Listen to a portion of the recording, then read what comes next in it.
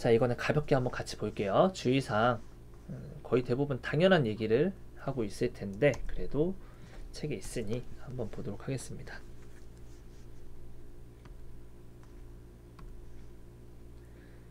자, 허리와 목을 받침할 때 당연히 허리와 목은 조심해야겠죠. 그리고 관절에 싸고 있는 인대나 관절 주머니 과뻗침 너무 심하게 하지 말아라 라고 하는 거고요. 스트레칭 하기 전에 워밍업으로 조깅 같은 거 좀 해라 라는 거.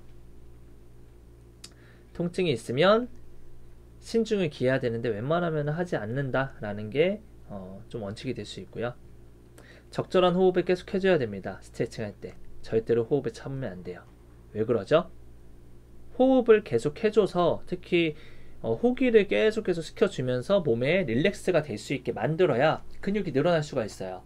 우리가 ANS, 교감신경, 그 오토노믹 자율신경계에서 교감신경과 부교감신경이 있죠. 그래서 부교감신경을 잘 자극을 해야지 이완이 될 수가 있다고 우리가 알고 있어요. 그거에 대한 대표적인 운동 예시는 요가죠. 뭐 경우에 따라서 필요하다면 아로마 향을 피워서라도 후각을 자극시켜서 후각에서 안정성을 느끼게 해서 근육이 이렇게 뻣뻣하게 되어 있는 게 좀 떨어질 수 있게 하는 것도 필요할 수 있고요. 어쨌든 호흡은 계속 할 수 있게 해서 호흡을 안 하면 어떻게 되냐면 사람이 이렇게 경직돼요. 그래서 스트레칭, 숄더 플렉션 스트레칭 할게요. 이런 식으로 경직이 된단 말이에요. 왜냐면 여기 어깨가 아파서 지금 숄더 스트레칭을 하는데 어깨가 아픈데 손을 계속 이렇게 올리게 되면 통증이 더 심해지죠. 그러면 사람은 나도 모르게 이 주변에 있는 근육들을 확 수축을 해버리는 기전이 있어요. 우리가 이거를 짧게 하려고 했는데 또 얘기를 길게 하게 되네요. 이거는 여러분들 좀 얘기해 줄게요.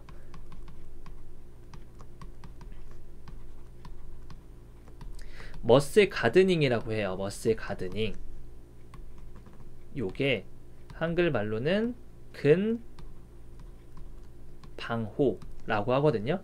근방호가 더 어려워요. 머슬로 가드, 방어할 듯이 내 근육 힘으로 방어를 하는 거예요. 어떤 거를? 통증에 대해서. 그러니까 소위 말해서 이거예요. 어깨 옆으로 한번 올려볼게요. 올리세요. 통증 있는 환자입니다. 올리라고 해서 올리면 이쯤에서 아파진다 그러면 아! 이런 식으로 아파요 이런 식으로 얘기를 하죠.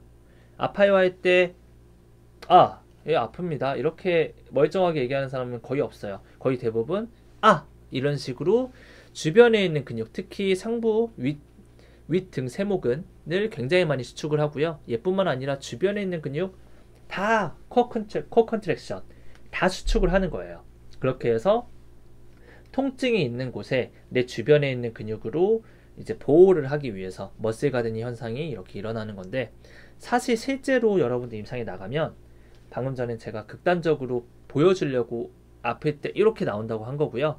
거의 대부분 어깨가 아프신 분한테 검사 한번 해볼게요. 어깨 한번 옆으로 올려보세요 라고 하면 이런 식으로 올리는 경우가 대부분이에요. 아프지도 않은 범위인데 이쯤 와야지 아파지는데 여기서부터 이렇게 하는 이유는 계속 최근 한 6개월, 1년간 여기까지 올릴 때 아팠거든요. 뇌에서 기억을 해서 나도 모르는 사이에 학습이 되어서 이 어깨를 쓸 때는 항상 머슬 가드닝이 이제 필수가 되어 있는 거죠. 그래서 이렇게 근육이 수축되게 되는 기전 중에 하나가 호흡을 참으면 긴장이 돼서 이렇게 될 수밖에 없어요. 그래서 여기서 호흡을 하라고 얘기를 한 거고요. 머슬 가드닝에 대해서는 조만간 또 더 깊게 얘기를 해줄게요. 오늘은 여기까지만 얘기를 하고 넘어가도록 하겠습니다. 자, 마저 보면 선자세보다 앉은자세 스트레칭이 허리 부담을 덜 주며 허리 부상 위험이 당연하죠. 당연한 건데 아이고 이거 근데 앉은자세도 케이스 바이 케이스죠. 앉은자세가 불량하면 허리가 더 아파질 수도 있어요.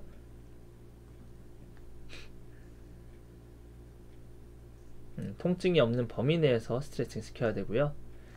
자, 동적 받침은 이미 유연성이 충분한 사람이나 아니면 스트레칭에 적응된 사람에게만 적용을 해라 라고 하는 건데 요 개념을 좀 잘 설명을 해야 돼요. 그러니까 여러분들 잘 알고 있어야 되는 게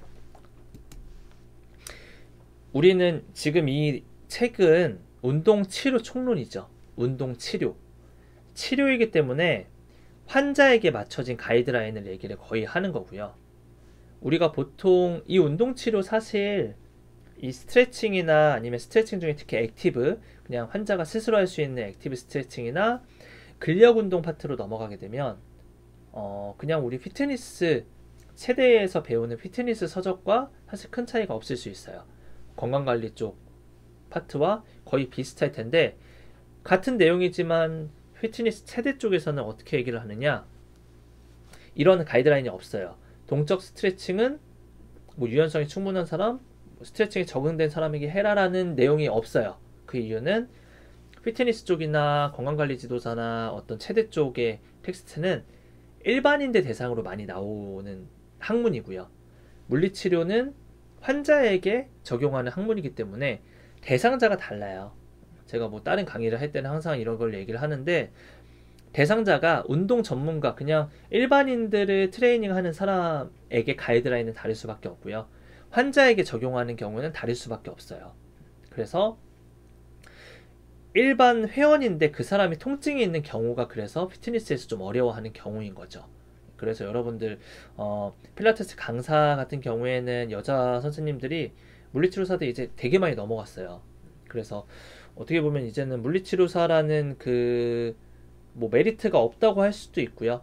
예를 들어서 그냥 일반 필라테스 강사입니다 라고 하시는 분보다 물리치료사 면허가 있는 물리치료사 출신 필라테스 강사예요 라는 게 예전에는 굉장한 메리트가 될 수 있었는데, 오히려 지금은 그 메리트가 떨어지게 된 단점도 있지만, 전체적으로 물리치료사들이 필라테스 쪽에 진출을 많이 하면서 퀄리티가 많이 높아진 것도 사실이긴 해요.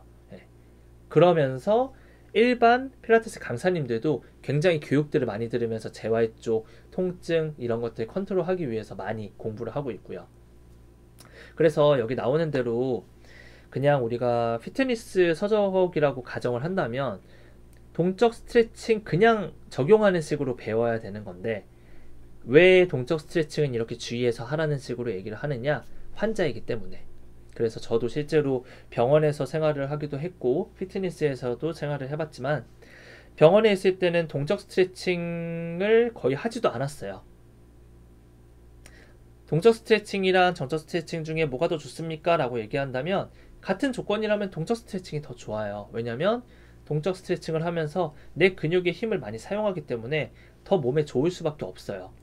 두 가지 운동을 다 할 수 있는 케이스라면 그렇지만, 동적 스트레칭을 할 수 없는 환자에게 동적 스트레칭 시키지 말라는 거예요. 이해됩니까? 환자에게는 정적 스트레칭이나 이런 패시브한 수동적으로 치료사가 해주는 거 위주로 거의 하게 될 수밖에 없고요. 그게 어느 정도 되면 이제 혼자서 액티브로 할 수 있게. 사실 제가 병원에 있을 때는 스쿼트도 많이 시키지 못했던 것 같아요. 물론 재활 후기에는 스쿼트를 많이 시키도록 했는데, 문제가 뭐냐면 이분이 허리가 아파가지고 그냥 근육들 굳어져 있는 거 다 풀고 관절 조인트 모빌라이제이션 다 하고 머슬 밸런스 다 맞춰놨어요. 이제 롱텀으로 유지되기 위해서 주변 근육 강화를 이제 시작해야지, 스쿼트 한 번, 두 번 시키다 보면 이제 안 오세요. 아픈 게 다 나아서 안 오는 거죠. 그게 제가 병원에서 피트니스 쪽으로 넘어간 이 여러 가지 이유 중에 하나도 그것도 있어요. 더 제대로 낫게 하고 싶은데 약간 임시 처방? 그러니까 긴급공사만 한 느낌만 드는 거예요. 그분이 나중에 6개월 뒤에 3개월 뒤에 다시 와요. 다시 아파져서 허리 붙잡고 오시는 거예요. 그러면 또 밑공사부터 또 이제 시작하는, 기초공사부터 다시 시작하고 이제 완전히 굳히게 들어가야겠다, 콘크리트 레미콘차 불러서 콘크리트로 굳혀야지 하고 있는데 또 이제 안 오시고. 근데 제가 한번 곰곰이 생각을 해보니까 그럴 수밖에 없는 게, 여러분들 저도 그렇지만 감기 걸려서 감기 걸려서 내과 이비인후과에 가서 약 다 먹죠. 약 다 먹는데 감기 증상 좀 호전되면 나머지 약 안 먹죠. 근데 그거를 의사분들께서는 내성이, 그런 항생제 같은 것들이 들어가는 경우에 특히나 내성이 생길 수 있기 때문에 그걸 조심하라고 얘기하는데, 우리는 그 얘기를 안 듣죠. 좀 괜찮아지면 그냥 안 가잖아요. 하물며 저도 좀 그런 경향이 있는데 환자분들은 더 그러겠다라고 생각이 드는 거죠. 그래서 이제 저는 피트니스로 넘어가게 됐는데 어쨌든 뭐 제가 이제 피트니스와 병원과 이런 것들 경험했던 것들은 나중에 한 번 더 얘기를 해드리도록 하고요. 동적 스트레칭은 환자에게 적용할 때 좀 신중하게 적용을 해야 되고, 이 가이드라인에서 얘기를 하는 것은 이미 유연성이 충분하거나 스트레칭 적용된 사람, 즉 정적 스트레칭을 많이 경험해 본 사람에게 적용을 해야 된다라는 거 기억을 해주면 좋겠습니다.